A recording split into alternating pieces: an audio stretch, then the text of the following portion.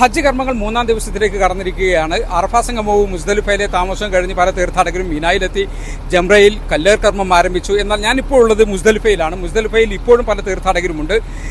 മീനായിലെ ജംറയിൽ എറിയാനുള്ള കല്ലുകൾ ശേഖരിച്ച് ഇവിടെ തുറന്ന മൈതാനത്ത് കിടന്നിറങ്ങുകയാണ് പല തീർത്ഥാടകരും.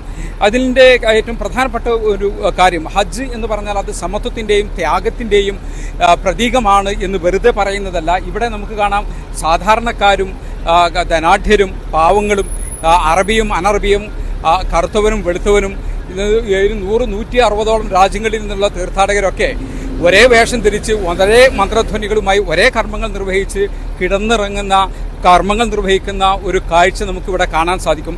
അതിൽ ഏറ്റവും വലിയ ഉദാഹരണമാണ് ഇപ്പോൾ ഇവിടെ കാണുന്നത്. ഇവിടെ ഈ സാധാരണ മുസ്ദലിഫയിലെ ഈ മണ്ണിൽ കിടന്നിറങ്ങുന്നത് കർണാടകയുടെ നിയമസഭാ സ്പീക്കർ UT ഖാദർ ആണ്.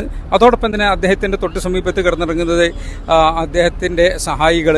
അതോടൊപ്പം തന്നെ ഇവിടെ സുന്നി നേതാവ് കേരള മുസ്ലിം ജമാഅത്തിൻ്റെ സംസ്ഥാന ജനറൽ സെക്രട്ടറി ഇബ്രാഹിം ഖലീൽ അൽ ബുഖാരി, ഇതുപോലുള്ള പല രാജ്യക്കാരുമാണ് ഇവിടെ. ഈ സാധാരണ മണ്ണിൽ അവർ കഴിച്ച ഭക്ഷണത്തിൻ്റെ പാത്രങ്ങൾ നമുക്കിവിടെ കാണാം.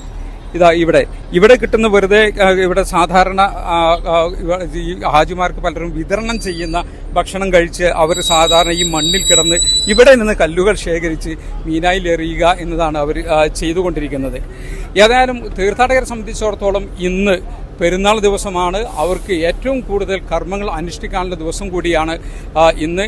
ഈ മീനായിലെ ജംറയിൽ കല്ലേർ കർമ്മം നിർവഹിക്കുന്നു.